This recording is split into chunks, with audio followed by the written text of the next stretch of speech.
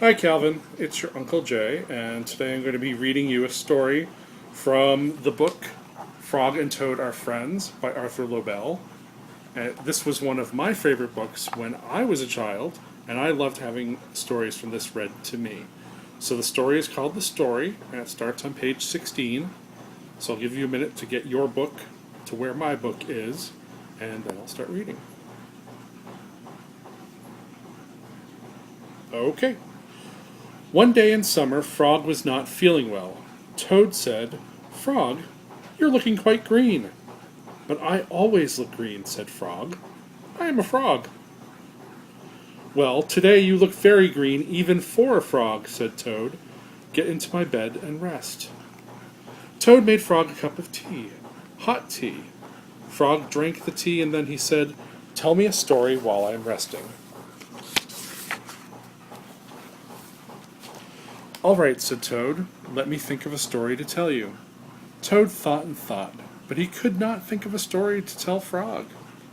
"I will go out on the front porch and walk up and down," said Toad. "Perhaps that will help me to think of a story."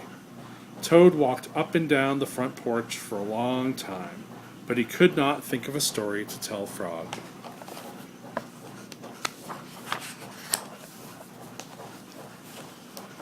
Then Toad went into the house and stood on his head. "Why are you standing on your head?" asked Frog. "Well, I hope that if I stand on my head, it will help me to think of a story," said Toad. So Toad stood on his head for a long time, but he could not think of a story to tell Frog. Then Toad poured a glass of water over his head. "Why are you pouring water over your head?" asked Frog. "I hope that if I pour water over my head, it will help me to think of a story," said Toad. Toad poured many glasses of water over his head, but he could not think of a story to tell Frog.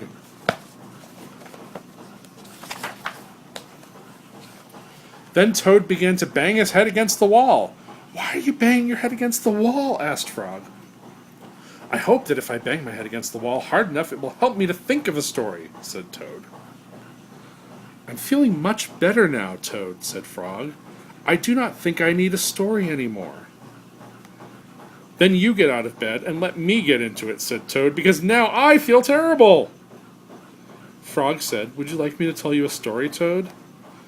"Yes," said Toad, "if you know one."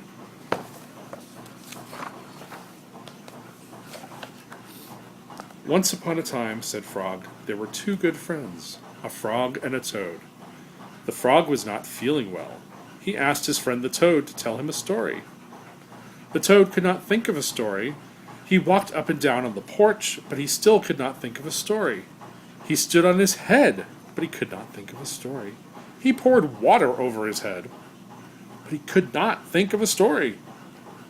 He banged his head against the wall, but he still could not think of a story. Then the toad did not feel so well, and the frog was feeling better.